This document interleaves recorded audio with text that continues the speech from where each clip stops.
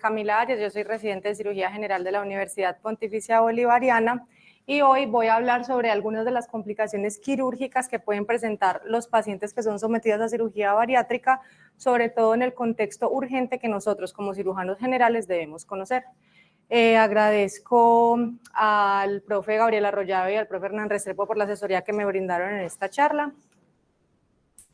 A modo de introducción, pues creo que todos sabemos que la obesidad viene en aumento en los últimos años y no solo en países desarrollados, sino también en Colombia. Esta pasó en el 2005, era un 46.1% y en el 2015 56.4% de todas las personas en Colombia tienen sobrepeso u obesidad. ¿En qué se traduce esto? Claramente pues va a haber un aumento en el número de cirugías bariátricas que se realizan a nivel mundial y por lo tanto si una cirugía se realiza más pues se van a presentar más complicaciones relacionadas con esta cirugía. Y por eso creo que nosotros pues como residentes de pronto en algún momento, aunque no sea lo más usual de nuestra práctica clínica, sí nos hemos tenido que enfrentar a algún paciente con dolor abdominal, por ejemplo, que haya sido sometido a una cirugía bariátrica y por eso pues es necesario que sepamos cómo abordar estos pacientes y qué tipo de complicaciones pueden presentar. ¿Qué es la cirugía bariátrica? La cirugía bariátrica como tal comprende un número de procedimientos que están destinados a lograr una pérdida de peso en los pacientes y hay varios tipos de procedimientos que se pueden realizar. Están los procedimientos que son netamente malabsortivos, que lo que hacen es causar una disminución de la absorción de los nutrientes a nivel del intestino delgado. Estos son la derivación biliopancreática, el switch duodenal, la derivación duodeno-ileal, o también llamada SADI. Están los procedimientos que son restrictivos, que son la manga o el sleeve gástrico, como más lo conocemos.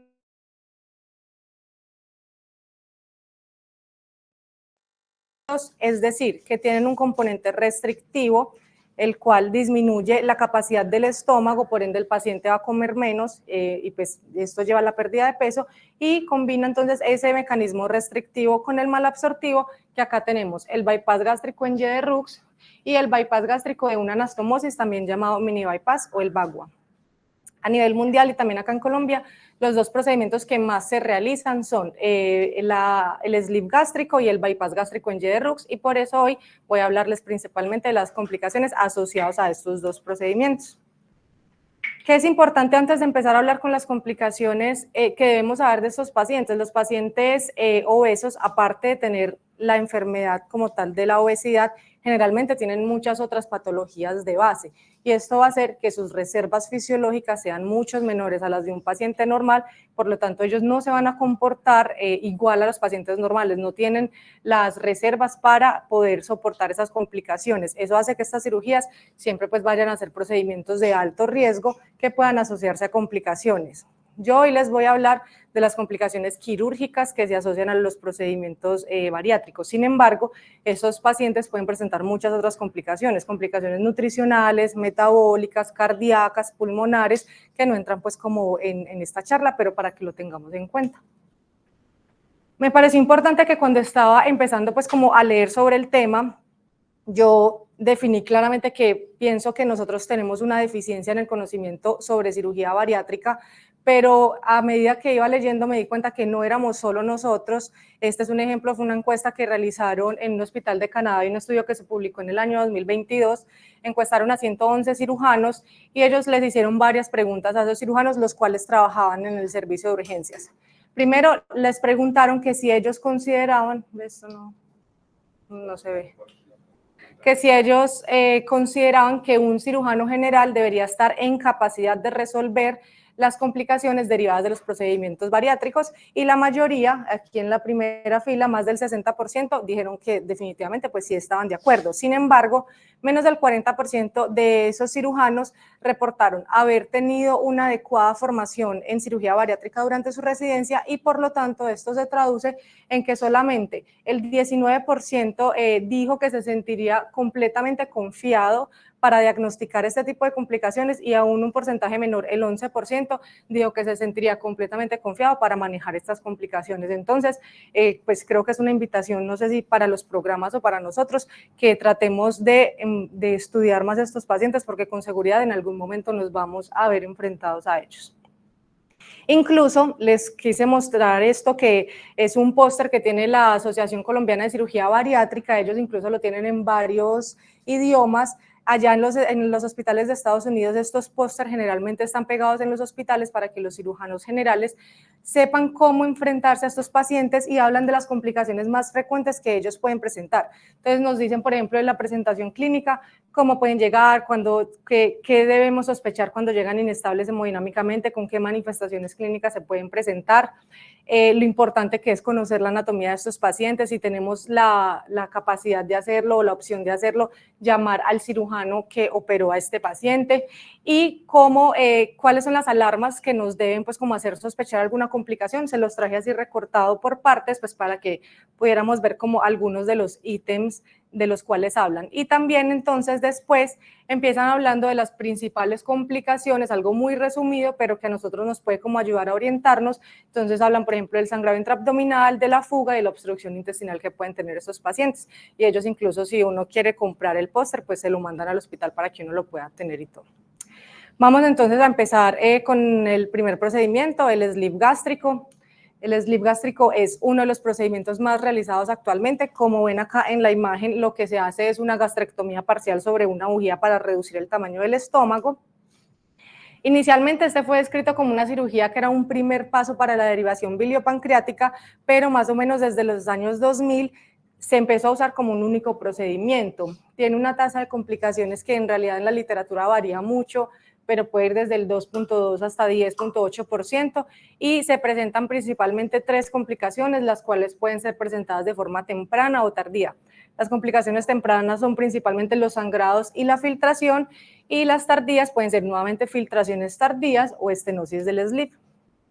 Empezando entonces con el sangrado, este se presenta en aproximadamente 1.5% de los casos. El lugar de sangrado puede ser a lo largo de la línea de grapas que hacemos para hacer el sleeve. Sin embargo, durante la cirugía pues también hacemos otros pasos, como cortar los vasos gástricos cortos, por lo tanto también puede haber sangrado de acá.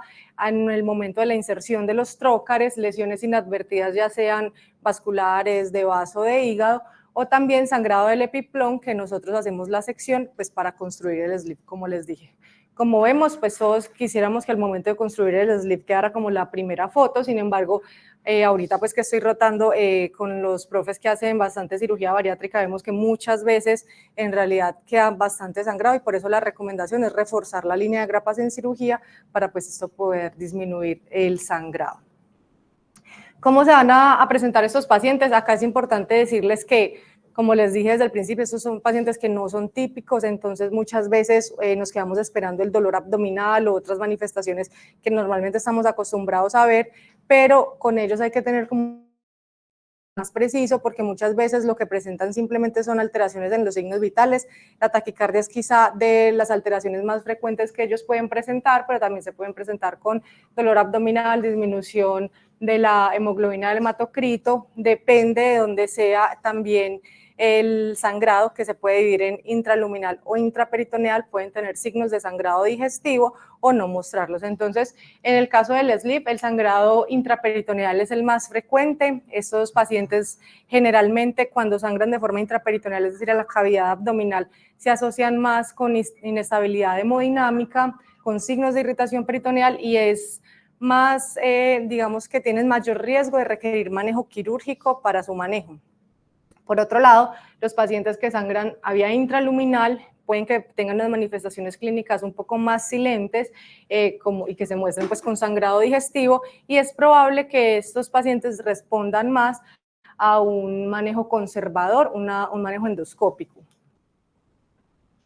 La segunda complicación que se puede presentar en el sleeve entonces es la filtración. Esta se puede presentar hasta en el 7% de los pacientes. Se va a clasificar dependiendo del tiempo en el que se presente, aguda, temprana, tardía o crónica, por los días pues que ven en las diapositivas, y lo mismo que igual que en el sangrado, puede filtrar a lo largo de la línea de grapas. Sin embargo, hasta el 85% de las filtraciones que se dan en el sleeve son proximal, en la línea proximal del grapado, que es cercano al ángulo de His, como lo ven pues aquí en la imagen, como en esta zona.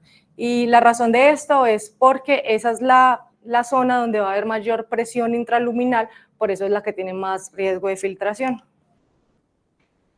¿Cuáles serían las causas por las que un sleeve que nosotros configuremos nos puede filtrar? Porque nos haya sangrado la línea de grapas o tenga un hematoma en la línea de grapas, porque haya quedado isquemia en la zona, porque tenga una obstrucción distal, y que es muy importante saber que el sleeve, a diferencia del bypass, es un sistema de alta presión y por lo tanto la filtración no va a ser no fácil pues de manejar, pero va a ser un poco más complicada a diferencia con el bypass, y por eso siempre que haya una filtración debemos descartar que no haya una obstrucción distal. Entonces, mirar si no tiene, el paciente tiene un píloro hipertrófico, tiene una estenosis pilórica o incluso pues si tiene rotación del sleeve. También puede filtrar a estos pacientes si nosotros lo construimos sobre una bujía muy pequeña. No se recomiendan usar bujías que sean menores a 34 French, y claramente si tenemos una mala técnica de grapado, también vamos a causar una estenosis que puede llegar a una filtración. Como ven en la primera imagen, incluso ahí con la Grasper están midiendo la distancia de la incisura ingular, y siempre esa primera grapa debería estar alejada de esa incisura, no meternos hacia la incisura porque vamos a crear una estenosis, un sleeve en reloj de arena, que eso, si hace una estenosis, pues aumenta con seguridad el riesgo de filtración. ¿Cómo se van a presentar estos pacientes? Pues en realidad las manifestaciones clínicas muy parecidas a los que ya les dije, pues aunque sí pueden tener dolor abdominal y signos de irritación peritoneal, es muy frecuente que no los presenten, por lo tanto no lo deberíamos esperar. Muchas veces simplemente es la taquicardia que presentan. Tenemos varias imágenes diagnósticas disponibles, están las vías digestivas superiores y la tomografía de abdomen con contraste oral. Sin embargo, este tipo de imágenes no tiene la misma sensibilidad que tienen un paciente normal. La sensibilidad de la tomografía en estos casos puede llegar aproximadamente hasta el 80%, y por eso en todas las complicaciones, tanto en esta que les voy a decir del sleeve como en las de bypass, si nosotros tenemos la duda, el mejor método diagnóstico en estos pacientes definitivamente es la laparoscopia diagnóstica. Y el tratamiento, pues acá no varía mucho como de nuestros pacientes a los que nos presentamos, a los que nosotros pues nos enfrentamos normalmente. Sabemos que una filtración, el tratamiento va a depender de muchas cosas, como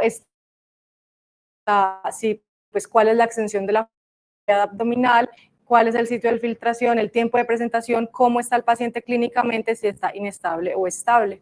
Si el paciente está estable o asintomático, yo puedo ofrecerle un manejo no operatorio. Si por el contrario el paciente está inestable, pues o tiene signos de irritación peritoneal, ya sabemos pues que debe ir a cirugía. ¿En qué consiste? Entonces, en una filtración que se presente de forma aguda o temprana, ¿en qué consiste un manejo no operatorio? Existen varias opciones. Puedo hacerles manejos endoscópicos que vienen incluso avanzando hoy en día, y hay muchos. Puedo decirle pues al endoscopista que escoja el manejo que más se ajusta al paciente en ese momento. Hay suturas, clips, stents, las dilataciones pilóricas neumáticas, los drenajes percutáneos, inyecciones de pegamento de fibrina. Aparte, acá de brindarles al paciente ese manejo no operatorio, si su curso clínico lo permite, yo debo garantizar en estos pacientes una vía de alimentación. Entonces, digamos que algunas guías y algunos textos recomiendan hacer una yeyunostomía para alimentación. Nosotros en realidad no tenemos acá mucha experiencia con el manejo de las yeyunostomías, pero podríamos incluso pasar una sonda avanzada, una sonda nasoyeyunal, si es posible, para preferir pues la vía enteral en estos pacientes, pero si no es posible, debemos iniciarles NPT.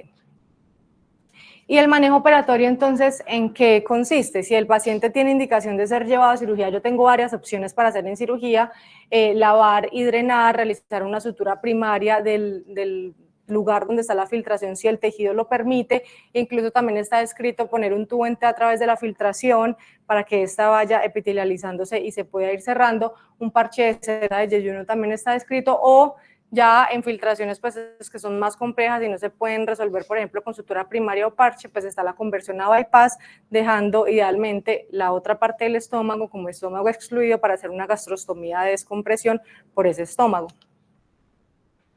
En cuanto a las filtraciones que no se presentan de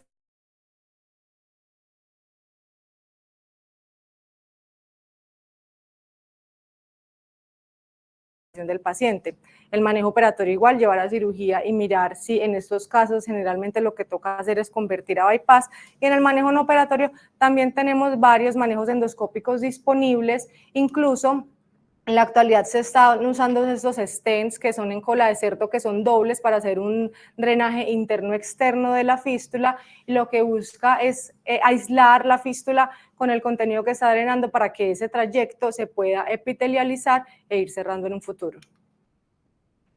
La tercera complicación que se puede presentar en un sleeve, entonces, es la obstrucción de este. No es una complicación tan frecuente, en realidad tiene una incidencia menor a 1%, pero podemos tener una obstrucción asociada a un sleeve por varias causas. Lo primero es la estenosis, que ya les comenté pues, en las diapositivas pasadas, hacer la gastrectomía sobre una bujía muy pequeña.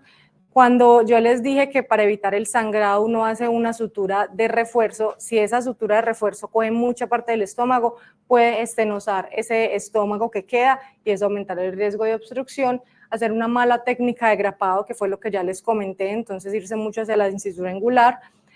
También puede pasar que el sleeve haya quedado bien configurado, pero se angule dentro de la cavidad abdominal. Y otra cosa que puede pasar es que si yo durante el momento de grapado, digamos que hago mucha retracción contralateral, ese sleeve puede quedar como en una espiral y eso también puede aumentar el riesgo de obstrucción. ¿Cómo voy a manejar entonces estos pacientes? También igual. Pueden ser candidatos a manejos no operatorios, entonces normalmente responden bien a dilatación con balón, a la inserción de stents, y manejos quirúrgicos, pues dependiendo de la causa ya voy a mirar. Si entro y veo que lo que pasaba es que el sleeve estaba rotado, puedo tratar de fijarlo. También se han descrito si es un sleeve estenótico, las seromiotomías. La conversión a bypass pues siempre va a ser una opción, e incluso en algunos artículos mencionan esta técnica que pues incluso nunca la he visto y creo que es muy poco frecuente, que es seccionar en el mismo sleeve la zona donde está estenótica y hacer como una anastomosis terminal del estómago que queda. Ya entonces, siguiendo con el bypass gástrico en Y de Rux, ¿qué es importante acá? Que nosotros conozcamos muy bien la anatomía, que eso muchas veces nos genera confusión y no sabemos en realidad cómo queda la configuración anatómica de estos pacientes. ¿En qué consiste entonces un bypass en Y de Rux? Lo que se hace es que se crea un reservorio gástrico que es pequeño, aproximadamente 30 mililitros, que es este que están acá, se secciona para que quede bien pequeño, y posteriormente el yeyuno se secciona también aproximadamente a 1 metro de distancia del ángulo de Treitz. Esta va a quedar siendo el asa biliar y la parte distal se sube hasta el pouch gástrico, que va a quedar siendo el asa alimentaria. Cuando estas dos asas se anastomosan, forman ya el asa común. Entonces, como ven, yo les comenté al principio que esta era una técnica que combinaba el mecanismo malabsortivo y restrictivo. Restrictivo porque vean que el pouch queda muy pequeño, y malabsortivo pues porque nos saltamos una parte bastante larga del tracto gastrointestinal. El asa biliar lo que va a hacer es que va a seguir llevando secreciones gástricas, duodenales y pancreáticas para que se junten con la comida que va a bajar por el asa alimentaria y ya sigan por el asa común. Entonces, empezando con las complicaciones, de lo que más se puede presentar en estos pacientes es el sangrado. También se clasifica dependiendo del tiempo en el que se presenten, si son agudas, tempranas, tardías o crónicas, e igual que en el sleeve, pueden ser clasificadas intraperitoneales o intraluminales. Entonces, cuando el sangrado se presenta de forma aguda o temprana, lo más probable es que haya sido una línea de grapas que haya quedado sangrando. También está la opción claramente de, al ser cirugías pues que son un poco difíciles porque el espacio en realidad es reducido, de haber hecho una lesión inadvertida, ya sea de hígado, vaso o alguna lesión vascular. ¿Dónde pueden sangrar los pacientes del bypass? A diferencia del sleeve, que pues solo tenemos una línea de grapas y el epiplón y los vasos gástricos pues que cortamos, acá hacemos muchos cortes, usamos varias grapas, hacemos varias rafias, entonces digamos que las posibilidades aumentan. Entonces pueden sangrar de la anastomosis gastroyeyunal, también pueden sangrar del pouch gástrico que quede, de la anastomosis yeyunal o del estómago excluido. Y de ese sangrado puede irse, como les dije, hacia la cavidad abdominal o ser intraluminal. Las manifestaciones clínicas con las que se nos presenten estos pacientes nos pueden orientar un poco hacia de pronto cuál es el lugar del sangrado. Si un paciente se presenta con hematemesis, pues vamos a sospechar que el sangrado va a ser principalmente del pouch gástrico. Mientras que si el paciente no vomita, sino que se presenta con melenas o hematoquesia, lo más probable es que no esté sangrando a nivel de la anastomosis gastroyeyunal ni del pouch gástrico, sino que sea del estómago excluido, de la anastomosis intestinal o que tenga también pues una úlcera duodenal. ¿Cómo se van a manejar estos pacientes entonces? Nuevamente todo depende de la estabilidad del paciente y de la clínica que nos presente. Entonces un paciente donde yo sospeche por las condiciones clínicas pues y los síntomas y signos que me presente, que es un sangrado intraluminal, si yo sospecho que ese sangrado es a nivel de la anastomosis gastroyeyunal o del pouch gástrico, yo eso lo puedo diagnosticar y manejar si el paciente está estable con una endoscopia digestiva superior. Sin embargo, cuando no son sangrados del pouch gástrico se complica un poco más porque el estómago excluido no va a ser fácilmente accesible por una endoscopia. Entonces ahí puedo hacer una enteroscopia con doble balón si hay un endoscopista pues que tiene como mucha experiencia en eso porque es difícil llegar hasta allá incluso por la longitud de las asas y por la angulación, o también puedo hacer una gastrostomía por el estómago excluido para pues ya poder hacer una endoscopia por ahí. Si el paciente está inestable, claramente pues ya sabemos que siempre ir a cirugía. Si lo que yo sospecho, por el contrario, es un sangrado intraperitoneal, es decir, un paciente que tenga dolor abdominal, que esté irritado, que la hemoglobina le esté cayendo, si está estable, yo podría, digamos que seguir ese paciente observándolo, pero si el paciente está inestable, yo debo entrar a cirugía para ver qué está sangrando y mirar si debo reforzar anastomosis o si tengo alguna lesión vascular. Y en el sangrado tardío o el crónico ya lo más frecuente es que sea a nivel intraluminal, ya acá el sangrado intraperitoneal en realidad no es tan frecuente, y la principal causa de estos sangrados intraluminales son las úlceras pépticas. Acá la úlcera más frecuente que pueden tener los pacientes después de cirugía bariátrica es la úlcera marginal, que lo usual es que se presente con sangrado. Sin embargo, es importante saber que no solo pueden las úlceras sangrar, sino que, como sabemos con las otras úlceras, también se pueden estenosar y también se pueden perforar. Entonces, en cuanto a la úlcera marginal, generalmente esta se presenta en la anastomosis gastroyeyunal. 50% de los casos se presentan a nivel, al lado del yeyuno, 40% en toda la anastomosis y solo el 10% en la parte del estómago. ¿Y por qué se dan estas úlceras? Se dice que es porque el yeyuno es una parte del intestino que no secreta secreciones alcalinas, entonces no está diseñado para soportar esa acidez gástrica que va a bajar directamente del estómago, y por eso es mucho más propenso a tener esas úlceras. ¿Cuáles son las causas? Pues en realidad la causa como tal no es clara, pero hay unas causas que se han visto como posibles: el hecho de dejar un pouch gástrico muy grande que va a secretar más ácido, que al momento de la construcción del pouch haya quedado isquémico, que tenga una fístula gastrogástrica, y esto es importante porque esta es una de las razones por las que los pacientes pueden reganar peso después de haber sido llevados a bypass. Las anastomosis con suturas no absorbibles también se han visto que aumentan el riesgo de presentar úlceras marginales, y factores del riesgo del paciente, entonces que tenga una infección por Helicobacter pylori, que esté consumiendo AINES de forma crónica, o que fume, o que sea diabético. Estas úlceras, aunque los pacientes siguen con el riesgo de presentar úlceras marginales a lo largo de su vida después de la cirugía, se presentan principalmente después del primer año, y se cree que la incidencia real es más alta. Sin embargo, muchos de estos pacientes son en realidad asintomáticos y no consultan, pero cuando presentan manifestaciones clínicas, generalmente lo que ellos van a presentar son dolor postprandial o también sangrado gastrointestinal o una anemia sin manifestaciones claras que no sabemos de dónde viene, y pues ahí es que los debemos empezar a estudiar. Generalmente estos pacientes con úlceras marginales tienen sangrados que no son catastróficos, es decir, no hay que llevar al paciente a cirugía. Normalmente responden bien, cuando uno hace una endoscopia responden bien a terapias endoscópicas y al manejo con inhibidores de bomba de protones y sucralfates. Cuando yo hago entonces ese manejo, le debo hacer una endoscopia de control más o menos a las 8 semanas, y si ahí la úlcera tuvo una resolución, que es lo que uno espera y lo que en realidad casi siempre pasa, pues yo continúo con inhibidores de bomba de protones. Pero pueden haber algunas úlceras marginales que sean refractarias. ¿Y en qué debemos pensar en esos pacientes?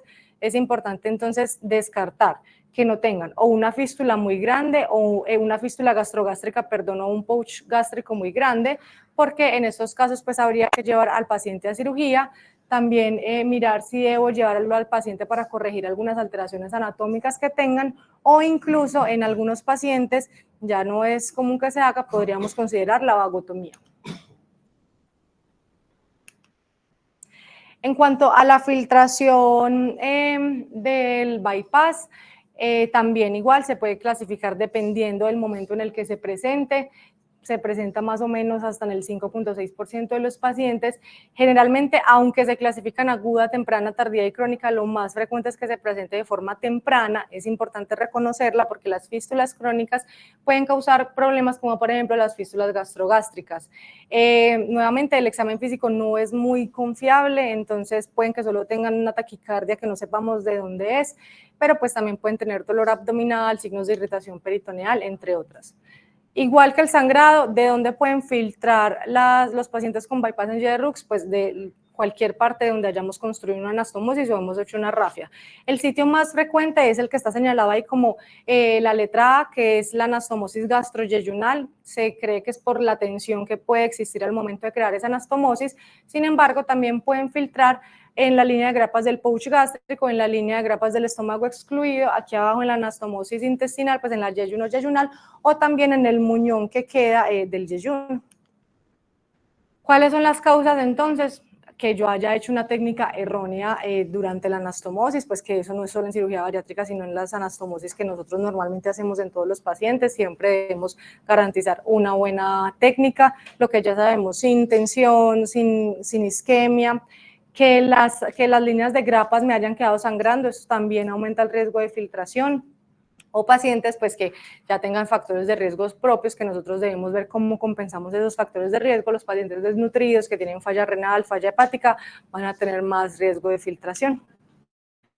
Nuevamente la clínica, pues generalmente lo que ya les como he dicho, pues como en toda la charla, no es muy fiable, y aunque yo tengo varias opciones imagenológicas disponibles, me pareció interesante mencionarles que hasta 1/3 de los pacientes que tengan 2 estudios, ni siquiera solo uno, sino que yo les haga unas vías digestivas superiores y una tomografía, pueden estar filtrando y tener los estudios leídos como completamente normal. Entonces, un paciente en postoperatorio de cirugía bariátrica no pinta bien, si a uno le llama la atención que algo, de pronto algo anda mal, que está con taquicardia, con un dolor que no debería estar, lo ideal siempre es la laparoscopia diagnóstica.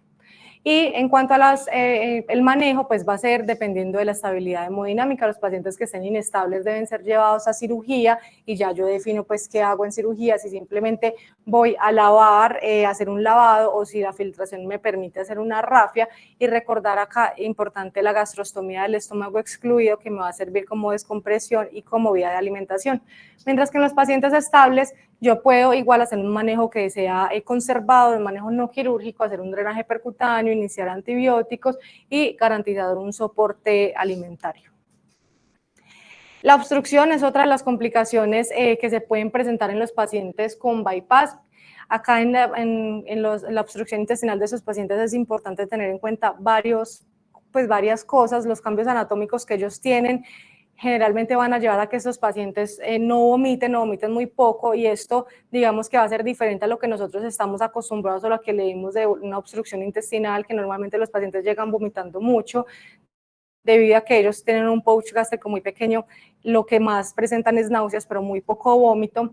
También, como tienen varias anastomosis, puede que se obstruya solamente una anastomosis o una vía, pero la vía alimentaria quede completamente libre y no van a presentar signos de obstrucción completa, y eso nos puede hacer perder un poco el diagnóstico y pues llegar a ser como diagnósticos tardíos, que puede ser una causante de complicaciones en los pacientes.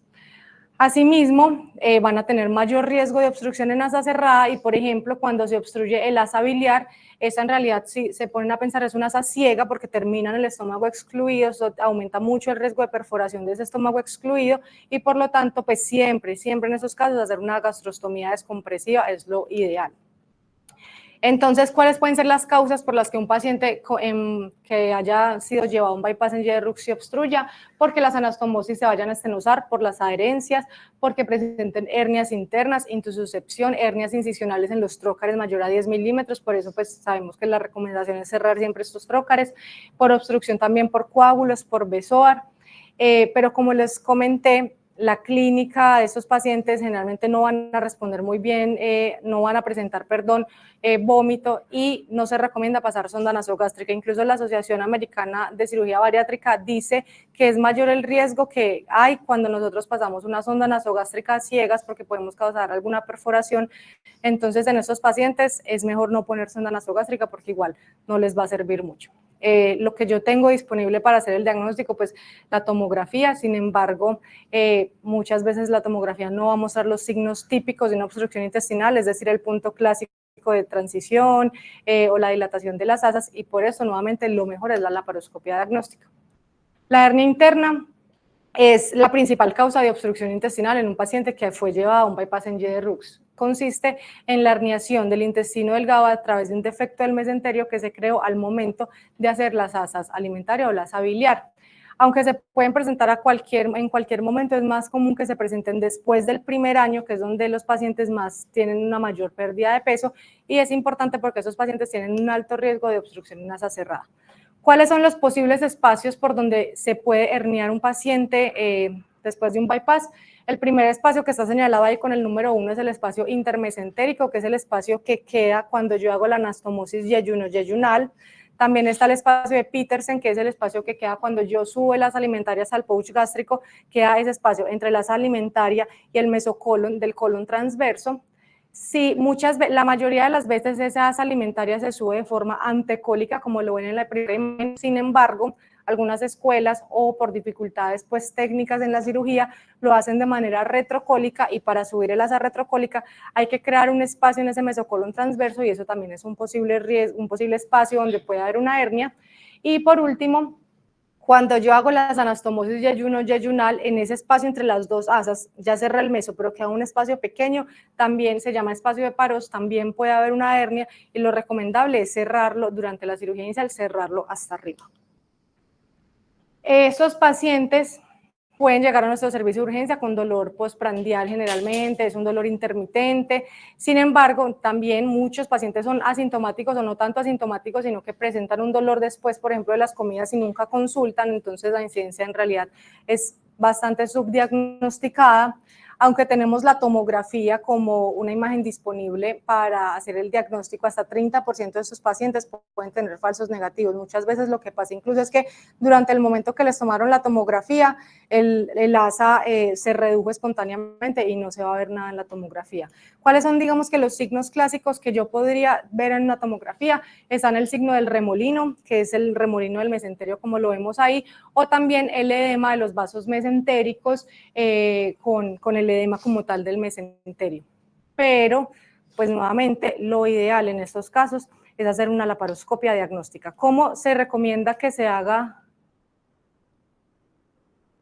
¿Cómo se recomienda que se haga una laparoscopia diagnóstica en estos casos? Como ustedes ven, están iniciando desde la válvula iliocecal por dos razones. Primero, uno entra y esa anatomía va a estar súper distorsionada, entonces uno no va a entender bien cómo vienen las asas, entonces es bueno iniciar desde la parte distal hacia proximal para empezar a reducir las asas. Y como ven, es mucho más fácil y seguro manipular una asa que no esté dilatada, porque distal a la obstrucción, pues las asas van a estar colapsadas y es más fácil manipularlas de esta forma. Otra causa de obstrucción es la estenosis de las anastomosis. Generalmente se presenta a nivel de la anastomosis gastroyeyunal. Esta anastomosis debe medir aproximadamente 15 milímetros y se considera estenótica cuando mide menor a 9 milímetros. Esos pacientes, ¿cómo se nos van a presentar al servicio de urgencias? Generalmente son pacientes que sí van a tener vómito, pues porque es una estenosis a nivel de esa es una estenosis a nivel de la anastomosis gastroyeyunal, y van a reportar muy común una disfagia que inicialmente ellos reportan que es de líquidos, pero fue avanzando hasta ya sólidos. Responden muy bien a las dilataciones endoscópicas. La intususcepción, entonces, es otra causa que en realidad es poco frecuente de obstrucción intestinal. Lo más frecuente es que se presente a nivel de la anastomosis yeyuno-yeyunal, y se cree que es por una alteración en el peristaltismo que ocurre al momento de construir pues las nuevas anastomosis. Estos pacientes generalmente presentan dolor abdominal, náuseas, es raro que vomiten, y muchas veces se considera que una intususcepción yeyuno-yeyunal es fisiológica. Entonces, si lo vemos, por ejemplo, en una imagen, pero el paciente no tiene síntomas o es un segmento que es corto, menor a 3 centímetros, podemos hacer un manejo conservador, pero si no, si es necesario, si el paciente es sintomático, es una intususcepción más grande, si es necesario llevarlo a cirugía porque debemos descartar igual que no tenga pues una causa frecuente que puede ser una neoplasia. Incluso hay otras intususcepciones más raras. Este es un caso, un reporte de caso que nosotros pues tuvimos acá en Medellín de una intususcepción gastrogástrica. Esto es en realidad bastante raro, en la literatura solamente hay 5 casos reportados hasta el momento, que miren cómo el propio estómago se hizo la intususcepción hacia sí mismo y requirió pues ser llevado a manejo quirúrgico para poder resolver el problema. Y por último, para terminar entonces con la charla, las patologías biliares son frecuentes que se presenten en los pacientes que son llevados a bypass en Y-de-Rux y a sleeve, porque van a tener 2 de los factores de riesgo más frecuentes en estas patologías, la obesidad y la pérdida rápida de peso. ¿Qué pasa? Pues si yo tengo una colelitiasis sintomática o una colecistitis en un paciente que ha sido llevado a un sleeve o un bypass, no hay problema, no tengo ningún inconveniente para realizar una colelap. Lo que sí genera un poco más de dificultad es el manejo de la coleocolitiasis en pacientes en los que se les realiza un bypass en Y-de-Rux. Puedo tener, pues tengo disponibles varias técnicas radiológicas, quirúrgicas o endoscópicas, y eso va a depender de un montón de factores, pero la CEPRE como tal, que es el manejo que nosotros conocemos, para hacer el manejo de los cálculos en vía biliar, genera una mayor dificultad porque pues, la longitud de las asas para alcanzar la papila duodenal va a ser mucho más larga, porque si yo quisiera entrar por la boca para llegar hasta la vía biliar, la angulación que pues que tiene la anastomosis yayuno-yayunal me va a impedir llegar hasta esa vía biliar, y porque se debería canular la vía biliar de forma invertida, lo que genera mucha dificultad para los endoscopistas. Por eso se han creado varias técnicas que tenemos pues como disponibles. De estas técnicas, lo que nosotros podemos hacer, y creo que un cirujano general debería estar en capacidad de hacer una exploración laparoscópica de vías biliares al momento de poder hacer una colecistectomía laparoscópica, pero también están otras como una CEPRE con enteroscopio de doble balón, que es esta que ven en la imagen. Se entra por la vía usual, por la boca, es un endoscopio mucho más largo que tiene que dar esa angulación que les estaba diciendo. Eso puede estar disponible sobre todo en manos de endoscopistas expertos, o una opción es la CEPRE transgástrica, ya sea asistida por laparoscopia o por endoscopia.